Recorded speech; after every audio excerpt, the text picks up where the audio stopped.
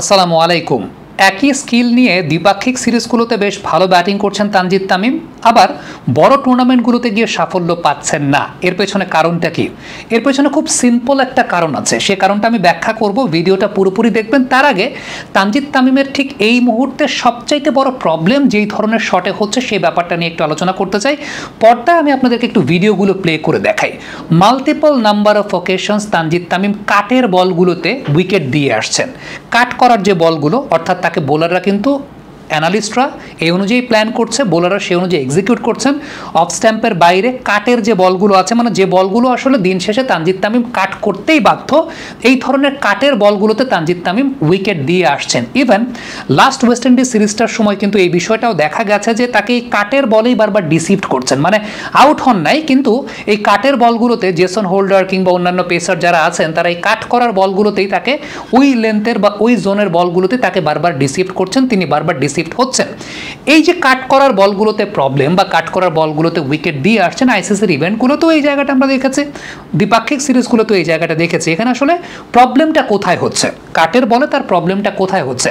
প্রথমত একটা পজিটিভ ব্যাপার নিয়ে আলোচনা করতে চাই। খেয়াল করে দেখবেন তানজিদ তামিম প্রত্যেকটা কাট শট যখন এক্সিকিউট করছেন তার ব্যাটের ফেসটা কিন্তু ওপেন করা, ব্যাটের ফেসটা ওপেন করা থাকছে, ব্যাটের ফেসটা ক্লোজ না। This is a very good sign. ব্যাটের ফেসটা তিনি ওপেন রাখছেন। ব্যাটের ফেসটা ওপেন করে যখন কাট শট করছেন সেটার এক্সিকিউশনটা বেটার হয়, সেটার টাইমিংটা বেটার হয়। কিন্তু প্রবলেমের জায়গাটা কোথায় জানেন? প্রবলেমের জায়গাটা হচ্ছে, খেয়াল করে দেখবেন প্রত্যেকটা কাট শট তানজিদ তামিম করছেন ফ্রন্ট ফুটের উপর ভর করে। খুব ইন্টারেস্টিং ব্যাপারটা লক্ষ্য করে দেখেন, প্রত্যেকটা কাট শট তানজিদ তামিম ফ্রন্ট ফুটের উপর বেস করেই তারপর তিনি কাট শটগুলো করছেন। আমি প্রত্যেকটা ভিডিও আপনাদেরকে দেখাই, প্রত্যেকটা ভিডিওতে তার ওয়েটটা দেখেন কোথায়, তার ওয়েটটা কিন্তু ফ্রন্ট ফুটের উপরে, অর্থাৎ ফ্রন্ট ফুটের উপর বেস করে তিনি কাট শটগুলো করছেন। প্রত্যেকটা 100% শট, যে বলগুলোতে আউট তিনি হয়েছেন বা আউট তিনি হচ্ছেন বা ডিসিভড হচ্ছেন, ব্যাক ফুটে গিয়ে কিন্তু কাট শট করছেন না, কাট শট করছেন ফ্রন্ট ফুটে গিয়ে। এখন প্রশ্ন হচ্ছে, ফ্রন্ট ফুটে গিয়ে কি কাট শট করা যায় না? রোহিত শর্মা, শুভমান গিলরা কি ফ্রন্ট ফুটে গিয়ে কাট শট করেন না? হ্যাঁ, ফ্রন্ট ফুটে গিয়ে কাট শট করেন, কিন্তু ফ্রন্ট ফুটে গিয়ে কাট শট করার জন্য আপনাকে বলের আরও কাছে যেতে হয়। ঠিক এই জায়গাটায় তানজিদ তামিম যদি আরেকটু ব্যাক অ্যান্ড অ্যাক্রস গিয়ে তারপর কাট শটটা করতেন, তিনি বলটাকে রিচে পেতেন, বলটাকে রিচে পেয়ে কাট শটটা করতে পারতেন। এখন তার প্রবলেমটা যে জায়গাটায় হচ্ছে সেটা হচ্ছে, যেহেতু ফুট মুভমেন্টটা মিনিমাল, এরপর তিনি যখন ফ্রন্ট ফুটের উপর বেস করে কাট শটটা করতে যাচ্ছেন তখন তার বডি থেকে অনেক বেশি মাত্রায় দূরে থেকে তিনি কাট শট করছেন, যে কারণে প্রত্যেকটা কাট শট তিনি ফিল্ডারের হাতে দিয়ে দিচ্ছেন। সো এই জায়গাটা আমার কাছে মনে হয় যে আইডেন্টিফিকেশনটা, টিমে যে অ্যানালিস্ট আছেন, টিমে যে ব্যাটিং কোচ আছেন, আইডেন্টিফিকেশনটা খুব ইম্পর্টেন্ট। যে তানজিদ তামিম যেভাবে খেলছেন ইটস কমপ্লিটলি ওকে, বাট এই কাটের বলগুলোতে ডিসিভড হওয়ার পেছনে অন্যতম বড় কারণটা হচ্ছে ফ্রন্ট ফুটে গিয়ে যখন তিনি কাট খেলছেন তখন আলটিমেটলি তিনি স্পেসটা পাচ্ছেন না, তার বডি থেকে অনেক দূরে থেকে কাট খেলছেন।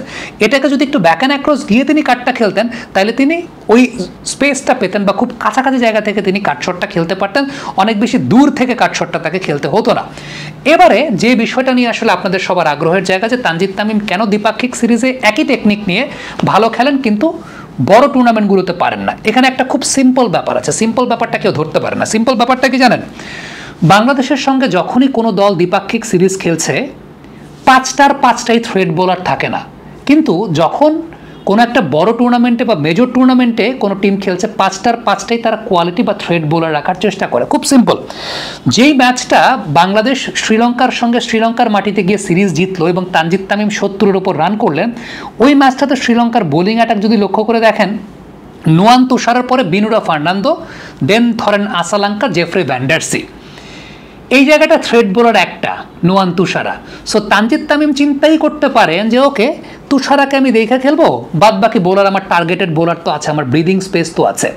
কিন্তু বড় টুর্নামেন্টে নুয়ান তুষারের পরের ওভারটেক করবেন দুশমান চামিরা, ফার্স্ট চেঞ্জে আসবেন ওয়ানিন্দু হাসারাঙ্গা, ওইখানে কিন্তু ভ্যান্ডারসি আসবেন না, ওইখানে কিন্তু আসালাঙ্কা আসবেন না বা ভ্যান্ডারসি আসবেন না, ওইখানে হাসারাঙ্গা আসবেন। সো বড় টুর্নামেন্টে ইটস অল থ্রেট, বড় টুর্নামেন্টে আপনার ব্রিদিং স্পেসটা নাই, এটা ব্যাটসম্যানের একটা মনস্তাত্ত্বিক প্রেশারও ক্রিয়েট করে। বিষয়টা কীরকম, যে দ্বিপাক্ষিক সিরিজে ওকে তুষারা আছে, আমি তুষারারে দেখে খেলবো, পরের ওভার বিনুরারে আমি ফাটাবো, এইখানে তো বিনুরা নাই, এইখানে আসবে দুশমান চামিরা, আরও একজন থ্রেড বোলার।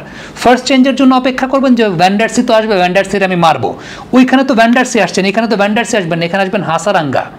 খুব সিম্পল একটা জায়গা, খুবই সিম্পল একটা জায়গা, যেটা অনেকে ধরতে পারে না। দেখেন বাংলাদেশ অস্ট্রেলিয়ার সঙ্গে যে সিরিজটা খেলেছিল 2021 সালে সিরিজ জিতলো, পরে আবার অস্ট্রেলিয়া টিমের সাথে টি-20 ওয়ার্ল্ড কাপে গিয়ে ভরাডুবি হলো।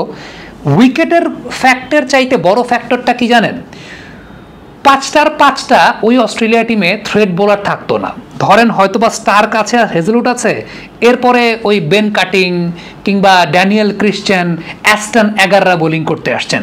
আর টি-20 ওয়ার্ল্ড কাপে, মেইন টি-20 ওয়ার্ল্ড কাপে ওই গিয়ে একসাথে কামিন্স, হেজেলউড, স্টার্ক, জ্যাম্পা, আপনার একসাথে সবগুলো আপনার থ্রেড বোলার চলে আসছে, যেটা দ্বিপাক্ষিক সিরিজের সময় একসাথে কিন্তু সব থ্রেড বোলার নাই, বা একসাথে আপনি থ্রেড বোলার পাচ্ছেন না। So this is the fact. নিউজিল্যান্ডের সঙ্গে যে সিরিজটা বাংলাদেশ খেললো বাংলাদেশের মাটিতে, একই সঙ্গে কি বোল্ট, সাউদি, তারপর মিচেল স্যান্টনার একই সঙ্গে কি একদম 5টার 5টা ফুল সেট আপে বোলিং ছিল না? এখন ওই যে দ্বিপাক্ষিক সিরিজে আমরা একটা ফেক কনফিডেন্স পাই, দ্বিপাক্ষিক সিরিজে ফেক কনফিডেন্স পাই, বড় টুর্নামেন্টে গিয়ে যখন আমার 5টাই কোয়ালিটি বোলিং অ্যাটাকের এগেনস্টে খেলতে হয়, তখন আলটিমেটলি ব্যাটিং প্ল্যানটা হয় না। তখন ব্যাটিং প্ল্যানটা না, তখন আপনি কারে টার্গেট করবেন? তখন তো টার্গেট করার কিছু নেই। তখন দেখা যায় ওই যে থ্রেড বোলার, যেটা একদম মেইন থ্রেড বোলার, তারই উইকেটটা দিয়ে চলে আসে, তার উল্টাপাল্টা শট খেলতে গিয়ে।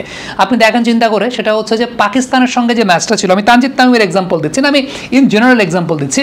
পাকিস্তানের সঙ্গে দেশের মাটিতে যে সিরিজ খেলেছেন, বোলিং করেছে সালমান মির্জা।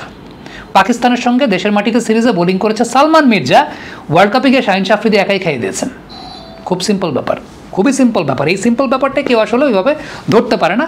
একই স্কিল থাকার পরও দ্বিপাক্ষিক সিরিজে ভালো করেন, কিন্তু মেইন টুর্নামেন্টে গিয়ে আপনি ভালো করতে পারেন। It's because the bowling quality. ওইখানে আপনার 5টা থ্রেড বোলিং ফেস করতে হয়, দ্বিপাক্ষিক সিরিজে আপনি হয়তো 2টা থ্রেড বোলিং ফেস করছেন। So this is it. Comment বক্সে আপনাদের মন্তব্য, মতামত জানতে চাই।